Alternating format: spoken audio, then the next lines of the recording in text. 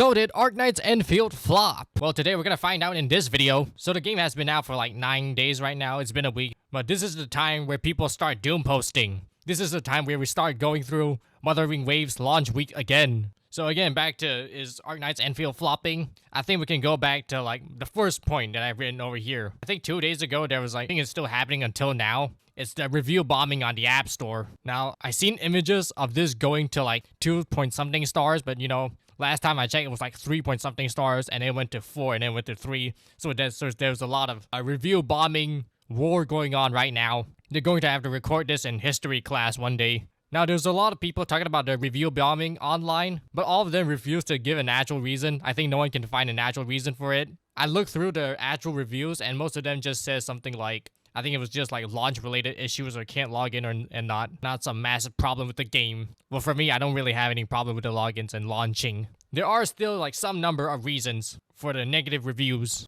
And the other thing is the PayPal bug from day one. Now, I don't know how many people are affected by this. I think most people aren't, but this was like a massive like issue, which is like during like day one or something, people used PayPal to pay, and then their PayPal account got like leaked or something. And then like other people could like steal their PayPal and just start buying stuff on it. I think like a content creator got cooked by it or something. And then I saw on Twitter there was like a massive warning saying, do not use PayPal to play on Arknights Endfield, or you will have to pay the price of using PayPal. But I have not heard about any of the PayPal issues since then. I think there's already like resolved and got the compensation and all that. I think they even refunded all the amount that they got charged at. So at the very least, we won't have to worry about PayPal acting up in the future for now. But still, it was a day one issue, so it couldn't be ignored too much. And the next thing I want to talk about that kind of like filters a lot of player out, I think you already know what I'm talking about when I say the word filter, and it's probably the factory system. Now, I haven't finished the entire main story yet,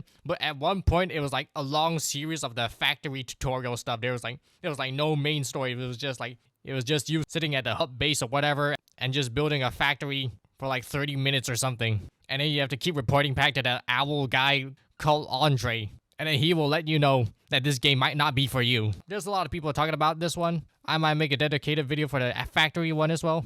But as of right now, the factory is also known as the Great Filtration System. Most people kind of got really like bored of it. They're not here to play simulation. They're not here to play Factorio. For me, I was hoping that if people aren't interested in it, they can like just not play it. Kind of like how the TV system in Zenless Zone Zero turned out. They kind of just remove it or make it optional, so it doesn't affect the casual experience too much. But as of right now, I see that most like streamers still could play it, still could have fun with the factory system. It's not a massive issue yet. It's just that the game was probably not for everyone. Probably not for majority of people actually. Another downside of Arknights Endfield I want to talk about is the pull income. I think you heard people complain already on every single social media that the amount of pulls you get is like real life economy level of bad. Combine this with the fact that you don't build pity on the gacha banner. You only really want to pull on the gacha banner when you have 120 enough. Makes all the more reason that we don't get too much good characters. For me, I only made like 110 pull on the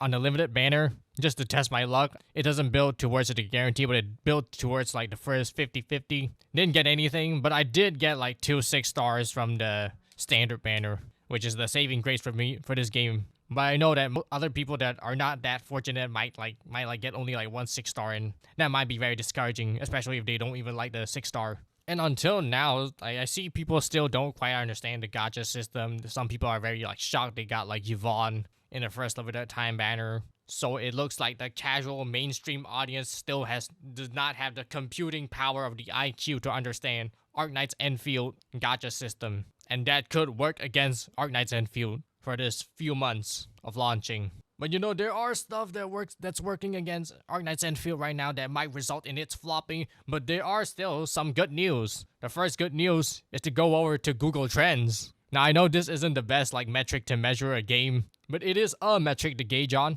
As of right now, Arknights Endfield is still staying on top of Genshin on the worldwide past 30 days chart. It's already doing better than Duet Night Abyss. Now, needless to say, Genshin is gonna pop off very soon again with the Lantern Rite, so we'll see how it goes. And Arknights Endfield being on top of Genshin right now also means it's automatically on top of most other gacha games as well, like Zenless Zero, Mothering Waves, and Honkai Star Rail. Second point of why Arknights Endfield isn't flopping is that a lot of streamers are playing it. A lot of like the top tier streamers, you know, like C-Dog and other VTubers and all that, they're all still playing the game. Even the non really gacha gamers are playing it. It's getting a lot of mainstream streamer attention. I know like some niche game were also played by many streamers at one point, but at least there's playing it, right? It might be like sponsored and stuff. I think a lot of streamers aren't even sponsored. They just play the latest like newest gacha game that just released. And I think that's working out. Another point I want to say is that there's just not much competition with Arknights Endfield right now.